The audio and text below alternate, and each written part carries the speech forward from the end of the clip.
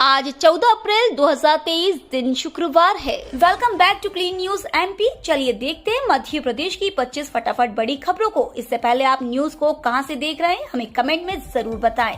साथ ही वीडियो को लाइक करना बिल्कुल ना भूलें। सरकार 21 मई से 65 से अधिक उम्र के बुजुर्गों को हवाई जहाज से कराएगी तीर्थ यात्रा। मध्य प्रदेश सरकार धर्म प्रेमी बुजुर्गों को चुनावी साल में एक और बड़ी सौगात देने जा रही है। मध्य प्रदेश में बुजुर्गों को 21 मई 2023 से हवाई जहाज से तीर्थ दर्शन कराने की योजना शुरू होगी। मध्य प्रदेश हवाई जहाज से तीर्थ दर्शन कराने वाला पहला राज्य होगा। इसके लिए धार्मिक न्यास एवं धर्मस्व विभाग ने आदेश जारी कर दिए। पहले चरण में मुख्यमंत्री तीर्थ दर्शन योजना के तहत नियमित विभाग सेवा के वायुयान से तीर्थ यात्रा 21 मई से 19 जुलाई तक कराई जाएगी। मध्य प्रदेश में 10 से 25 मई तक जन समस्याओं का समाधान करने के लिए शिविर लगेंगे। मध्य प्रदेश में मुख्यमंत्री जन सेवा अभियान के अंतर्गत लगाए गए शिविरों की तरह इस बार 10 से 25 मई तक सरकार फिर शिविर लगाएगी। इसमें नामांतरण, बंटवारा, सीमांकन, सीएम हेल्पलाइन की शिकायतों के साथ ही अन्य जन समस्याओं का मौके पर ही समाधान किया जाएगा। गुरुवार को मुख्यमंत्री शिवराज सिंह चौहान ने कलेक्टरों को इसकी तैयारी करने के निर्देश दिए। साथ ही कहा कि उपार्जन के बाद गेहूं का भुगतान बिना विलंब हो यह सुनिश्चित करें।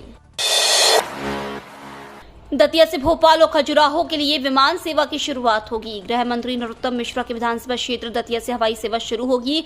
आरसीएस के अंतर्गत दतिया से भोपाल और खजुराहो के लिए फ्लाइट चलाई जाएगी। निजी विमान कंपनी द्वारा फ्लाइट का संचालन होगा। विधानसभा चुनाव से पहले दतिया को ये सौगात मिलने जा रही है। इसी तरह अन्य क्षेत्रों से भी हवाई सेवा शुरू करने पर विचार चल रहा है। भारत सरकार के नागरिक उड्डयन मंत्रालय ने रीजनल कनेक्टिविटी स्कीम के अंतर्गत इसे स्वीकृति दी है। स्कूलों में शिक्षकों छात्रों के लिए छुट्टियां घोषित। मध्य प्रदेश में स्कूलों की छुट्टी को लेकर शिक्षा विभाग ने आदेश जारी कर दिया है। शिक्षकों और छात्रों के लिए शिक्षा विभाग ने स्कूलों में साल 2023-24 की छुट्टियां घोषित करते हुए लिस्ट जारी की है।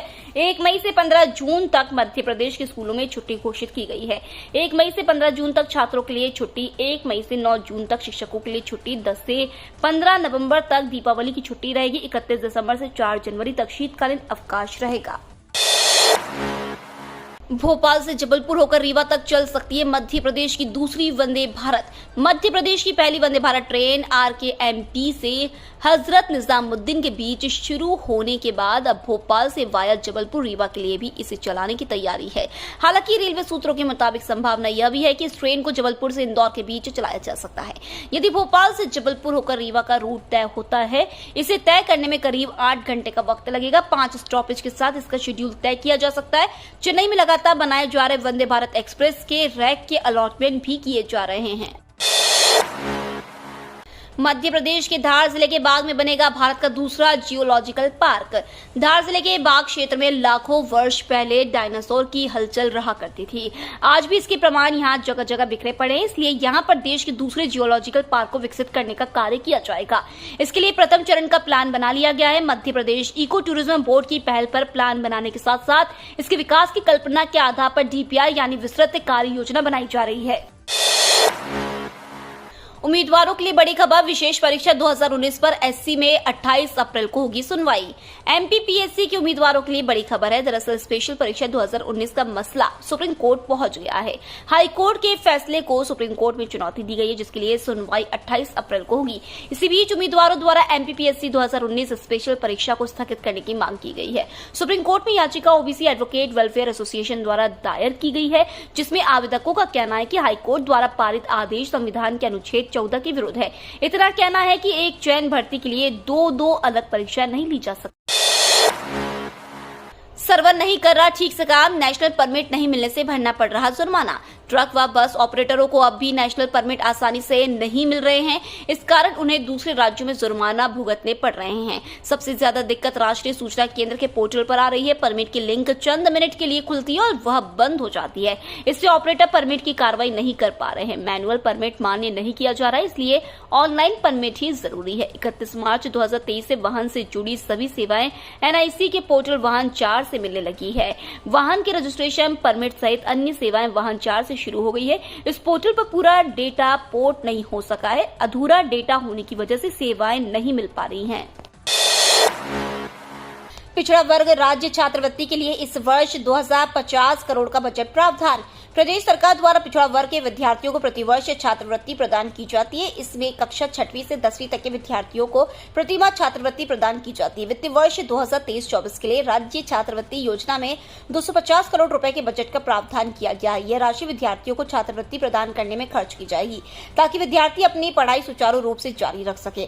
प्रदेश में पिछड़ा वर्ग एवं अल्पसंख्यक कल्याण विभाग द्वारा वर्ष 2023-24 के लिए राज्य छात्रवृत्ति योजना में 250 करोड़ रुपए के बजट का प्रावधान किया गया है।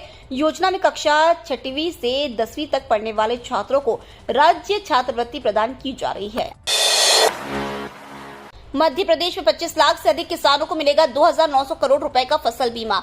मध्य प्रदेश के 25 लाख से अधिक किसानों को अगले माह 2,900 करोड़ रुपए का फसल बीमा मिलेगा। वर्ष 2021-22 में प्राकृतिक आपदा से प्रभावित खरीफ और रबी फसलें प्रभावित हुई थी। सरकार ने सर्वे कराकर बीमा कंपनियों को दावे प्रस्तुत किए थे, जिन्हें अब अंतिम रूप दे दिया है। अब कार्यक्रम करके इस राशि को किसानों के खातों में अंतरित किया जाएगा। प्रदेश में 44 लाख से ज्यादा किसानों ने प्रधानमंत्री फसल बीमा योजना के अंतर्गत बीमा कराया था। अतिवृष्टि के कारण खरीफ की फसलें बड़े पैमाने पर प्रभावित हुई थी।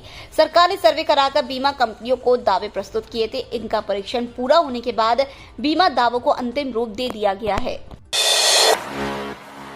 अंबेडकर जन्मस्थली पर महू में जुटेंगे भाजपा, कांग्रेस और सपा के दिग्गज। लोकसभा चुनाव पर भी नजर। अनुसूचित जाति वोट बैंक को साधने संविधान निर्माता बाबा साहेब डॉक्टर भीमराव अंबेडकर की जयंती पर आज 14 अप्रैल को उनकी जन्मस्थली मध्य प्रदेश के महू में भाजपा, कांग्रेस और सपा के दिग्गज नेता जुटेंगे। बसपा, आजाद समाज पार्टी और राष्ट्रीय लोक दल के नेता भी पहुंचेंगे। मुख्यमंत्री शिवराज सिंह चौहान, प्रदेश कांग्रेस अध्यक्ष कमलनाथ, सपा के राष्ट्रीय अध्यक्ष अखिलेश यादव महू पहुंचकर बाबा साहेब को श्रद्धासुमन अर्पित करेंगे। जेल गबन कांड में कर्मचारियों के रुपए लौटाएगी मध्य प्रदेश सरकार। केंद्रीय जेल भैरवगढ़ के कर्मचारियों का डीपीएफ के 13 करोड़ 50 लाख रुपए गबन के मामले में गुरुवार के जेल एडीजे अखेतो खेमा व डीआईजी मनशाराम पटेल उज्जैन पहुंचे। यहां उन्होंने जेल कर्मियों से चर्चा की और उन्हें आश्वासन दिया कि जिन कर्मचारियों के खाते से रुपए गायब हुए हैं उनके रुपए शासन लौटाएगा। प्राथमिकता के तौर पर 6 माह के दौरान जितने कर्मचारी सेवानिवृत्त हो रहे हैं पहले उन्हें राशि दी जाएगी। इंदौर में 3 माह बाद कोरोना से एक की मौत। एक्टिव मरीजों की संख्या पहुंची 50 के पार। कोरोना के बढ़ते मरीजों की संख्या ने एक बार फिर स्वास्थ्य विभाग की चिंता बढ़ा दी है। मरीजों की संख्या बढ़ने के बीच एक व्यक्ति की कोरोना से मौत हो गई है।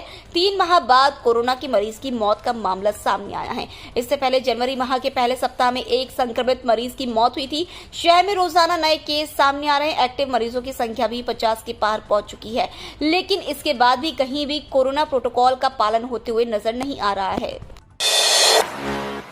सामाजिक सुरक्षा वृद्धावस्था पेंशन का लाभ लेने के लिए आधार ई-केवाईसी अनिवार्य। सामाजिक सुरक्षा पेंशन, वृद्धावस्था पेंशन सहित सामाजिक न्याय एवं दिव्यांगजन सशक्तिकरण विभाग की सभी योजनाओं का लाभ लेने के लिए सरकार ने आधार ई-केवाईसी अनिवार्य कर दिया है। हितग्राही को समग्र पोर्टल पर स्वयं का आधार ई-केवाईसी करना होगा। इसके बाद ही विभागीय पोर्टल पर आवेदन दर्ज हो सकेगा। विभाग के प्रमुख सचिव फैज अहमद किदवई ने समग्र सामाजिक सुरक्षा अधिकारियों से कहा है कि अपने क्षेत्र में संचालित सेवा प्रदाता एजेंसियों और जिला सहायक ई गवर्नेंस प्रबंधकों से समन्वय कर ग्राम पंचायत या वार्ड स्तर पर शिविर लगाकर हितग्राहियों का आधार ई-केवाईसी कराए। ग्वालियर में सिंधिया के समर्थन में उतरे विजयवर्गीय, बोले उनके कारण बीजेपी की ताकत बढ़ी। प्रदेश की राजनीति में पुरानी बीजेपी बनाम ज्योतिरादित्य सिंधिया समर्थकों के बीच रोज आने वाले द्वंद की खबरों के बीच बीजेपी के कद्दावर नेता और राष्ट्रीय महासचिव कैलाश विजयवर्गीय का खुलकर समर्थन मिल गया है। उन्होंने सिंधिया की तारीफ करते हुए कहा कि सिंधिया जी के बीजेपी में आने के बाद हमारी ताकत बढ़ी है। हम अच्छे तरीके से आगामी विधानसभा चुनाव में सीटें जीतने वाले हैं। ग्वालियर पहुंचे बीजेपी के राष्ट्रीय महासचिव कैलाश विजयवर्गीय ने कांग्रेस पर जुबानी हमला करते हुए कहा कि 15 महीनों की कमलनाथ सरकार ने जनता का विश्वास खोया था। कांग्रेस मध्य प्रदेश में ही नहीं बल्कि पूरे देश भर में अपना अस्तित्व खो दिया है। महंगाई से मिली राहत, अब लोन महंगा होने का टेंशन भी होगा कम। एक्सपर्ट का कहना है कि रिटेल महंगाई दर में नरमी कई मायनों में राहत वाली बात है। जियोजित फाइनेंशियल सर्विसेज के प्रमुख विनोद नायर का कहना है कि रिटेल महंगाई दर आरबीआई के लक्ष्य के भीतर आ गई है। उसने इस बार रेपो रेट में बढ़ोतरी नहीं की है। अगर रिटेल महंगाई दर में नरमी जा रही है तो निश्चित रूप से उस पर आगे भी लोन महंगा करने का दबाव कम होगा। राष्ट्रीय सांख्यिकी कार्यालय की ओर से जारी आंकड़ों के अनुसार खाने पीने की चीजें सस्ती हुई हैं। ओल्ड पेंशन पर मोदी सरकार ने दी खुशखबरी, फैसले से लाखों कर्मचारी की बल्ले बल्ले। मोदी सरकार की तरफ से पुरानी पेंशन को लेकर बड़ा अपडेट दिया गया है। अगर आप सरकारी कर्मचारियों और ओल्ड पेंशन स्कीम का फायदा लेना चाहते हैं तो यह खबर आपको खुश कर देगी।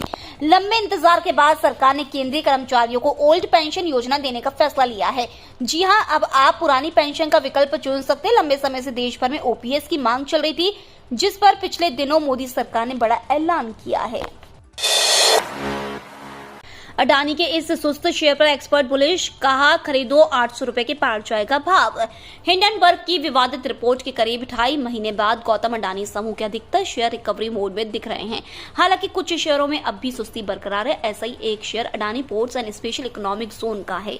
शेयर में गुरुवार को मामूली 0.63% की तेजी रही और यह 661 रुपए 65 पैसे के भाव पर बंद हुआ। इस शेयर को लेकर एक्सपर्ट बुलिश नजर आ रहे हैं। घरेलू ब्रोकरेज आईसीआईसीआई डायरेक्ट ने Adani ports and special economic zone के शेयर के लिए टारगेट प्राइस 800 रुपए तय किया है। इसके साथ ही बाय रेटिंग दी गई है। अनियमितताओं के मामले में घिरा मिशनरी स्कूल, आयोग ने दिए एसपी को एफआईआर के निर्देश। छात्र को परीक्षा के पहले 15 दिनों के लिए निलंबित करने, स्कूल में धार्मिक शिक्षा देने और जीव विज्ञान की प्रयोगशाला में भ्रूण रखने के मामले में मिशनरी स्कूल चौतरफा घिर गया है। गुरुवार को मध्य प्रदेश बाल अधिकार संरक्षण आयोग अध्यक्ष ने स्कूल प्रबंधन के विरुद्ध एफआईआर लिखने के लिए एसपी को निर्देशित किया। वहीं जांच के लिए एफएसएल भेजा गया भ्रूण भी असली पाया गया। इधर बीआरसी ने भी स्कूल में मिली अनियमितताओं के लिए स्कूल प्रबंधन को नोटिस जारी किया है।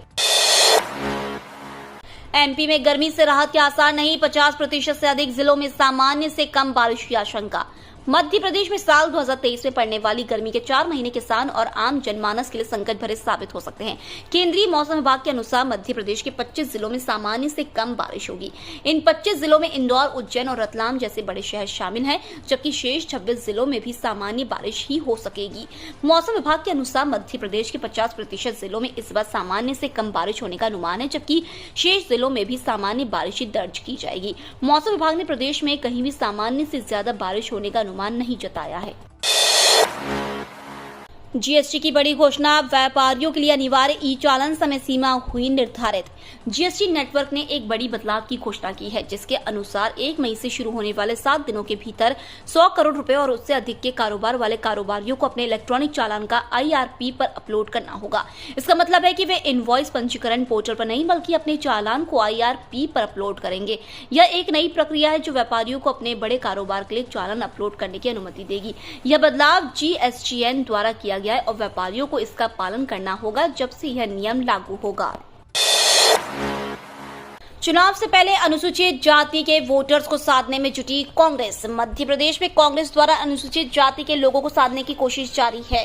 पार्टी ने भीमराव अंबेडकर जयंती के पहले महिला सफाई मित्रों की आरती उतारी, फिर उन पर फूल बरसाए। उनसे वादा किया गया है कि अगर कांग्रेस की सरकार आती है तो उनका वेतन 2 गुना कर दिया जाएगा। उन्हें अंबेडकर की जन्मस्थली महू आने का न्योता दिया गया है। वहीं शहर कांग्रेस प्रवक्ता विवेक खंडेलवाल ने बताया कि गुरुवार सुबह कांग्रेस कार्यकर्ताओं द्वारा इंदौर शहर के विभिन्न वार्डों में जाकर महिला सफाई मित्रों का जय भीम के नारों के साथ सम्मान किया गया है और उनकी आरती उतारी गई। उन्हें आज 14 अप्रैल को बाबा भीमराव अंबेडकर जी की जन्मस्थली महू में आमंत्रित किया गया है। यूनेस्को की 2 दिवसीय कॉन्फ्रेंस 17 अप्रैल से भोपाल में। यूनेस्को की 2 दिवसीय कॉन्फ्रेंस 17 अप्रैल से भोपाल में होने जा रही है। इसका शुभारंभ मुख्यमंत्री शिवराज सिंह चौहान करेंगे। कॉन्फ्रेंस में भारत, भूटान, बांग्लादेश, नेपाल, मालदीव, श्रीलंका और देश के विभिन्न राज्यों के प्रतिनिधि शामिल होंगे। वहीं देश के सभी राज्यों के संस्कृति और पर्यटन के प्रमुख सचिव, पर्यटन मंत्रालय और संस्कृति मंत्रालय के प्रतिनिधि, भारतीय पुरातत्व सर्वेक्षण की प्रतिनिधि, राष्ट्रीय एवं अंतर्राष्ट्रीय सिविल सोसाइटी, गैर सरकारी संगठन, देश की सांस्कृतिक एवं विरासत के संरक्षण के लिए कार्यरत सीएसआर फाउंडेशन, शिक्षण संस्थान एवं शासकीय संगठन आदि सम्मेलन में भाग लेंगे। 14वीं किस्त से पहले पीएम मोदी का किसानों को तोहफा, खाते में आएंगे पूरे 15 लाख रुपए। मोदी सरकार की तरफ से किसानों की आमदनी बढ़ाने के लिए लगातार कोशिशें की जा रही हैं। इसके लिए सरकार की तरफ से कई योजनाएं शुरू की गई हैं। किसानों की आर्थिक मदद करने के लिए मोदी सरकार ने पीएम किसान एफपीओ योजना शुरू की है। योजना के तहत किसान प्रोड्यूसर ऑर्गेनाइजेशन को 15 लाख रुपए दिए जाएंगे। देश भर के किसानों को नया कृषि बिजनेस शुरू करने के लिए वित्तीय सहायता दी जाएगी। इस स्कीम का फायदा लेने के लिए 11 किसानों को मिलकर एक ऑर्गेनाइजेशन बनानी होगी। इससे किसानों को खेती से जुड़े उपकरण या फर्टिलाइजर्स, बीज या दवाएं खरीदने में भी आसानी होगी। World Congress of Diabetes India आज से इंदौर में देश भर के 2000 डॉक्टर होंगे शामिल। 3 दिवसीय 13वीं World Congress of Diabetes India 2023 शुक्रवार से इंदौर के ब्रिलियंट कन्वेंशन सेंटर में शुरू होगी। इसमें देश भर से करीब 2000 डॉक्टर शामिल होंगे। उद्घाटन समारोह में केंद्रीय राज्य मंत्री डॉक्टर जितेंद्र सिंह और मध्य प्रदेश चिकित्सा शिक्षा मंत्री विश्वास सारंग मौजूद होंगे। Organisation chairman doctor Sunil M Jain और सेक्रेटरी डॉक्टर भरत साबू ने बताया कि सम्मेलन में डायबिटोलॉजी के क्षेत्र में 100 अंतर्राष्ट्रीय और 150 से अधिक राष्ट्रीय विशेषज्ञ शामिल होंगे। साथ ही 10,000 से अधिक प्रतिनिधि वर्चुअल तरीके से भाग लेंगे। ये तो थी आज की 25 फटाफट बड़ी खबरें। अगर आपको न्यूज पसंद आई हो तो चैनल को सब्सक्राइब करना ना भूले। धन्यवाद।